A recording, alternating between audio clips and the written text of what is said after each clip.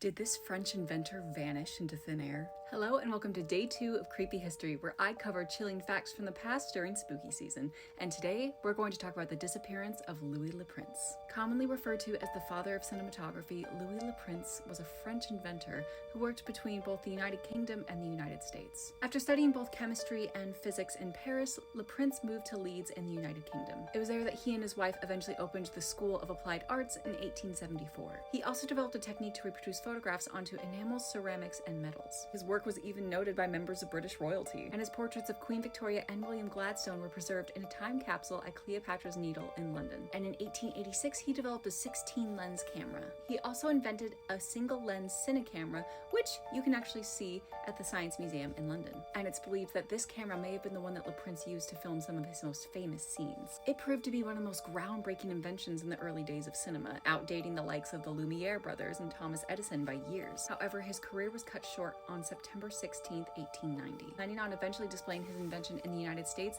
Le Prince boarded a train from Dijon to Paris. However, Le Prince ended up taking a different train than the ones that his friends had boarded, and they noticed that he wasn't in attendance. But when Le Prince's train arrived in Paris, he was nowhere to be found. There wasn't even any luggage with his name on it. Few theories persist on what may have happened to Le Prince. Because Le Prince's brother was the last person to see him alive, some people suspect that his brother may have been responsible for his death. Some people think that Le Prince might not have even boarded his train to begin with. Eventually, after Le Prince's disappearance, there was a body found in the Seine River. Many people believe that this could be Le Prince and suspected that he may have taken his own life by drowning himself.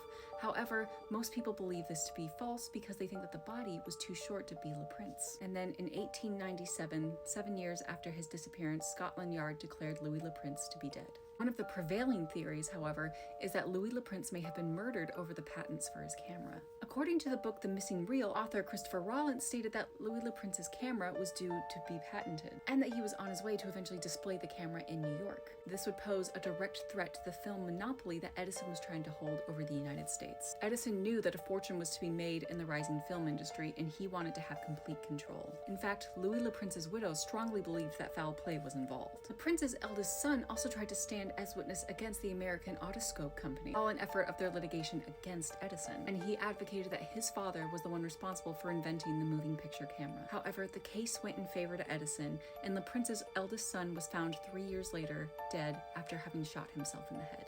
To this day, Louis Le Prince still remains a very prominent and respected figure in the field of film. The University of Leeds Center for Cinema, Photography, and Television was named in his honor. However, the question remains to this day, what happened to Louis Le Prince? And was his disappearance an accident, a suicide, or a foul play?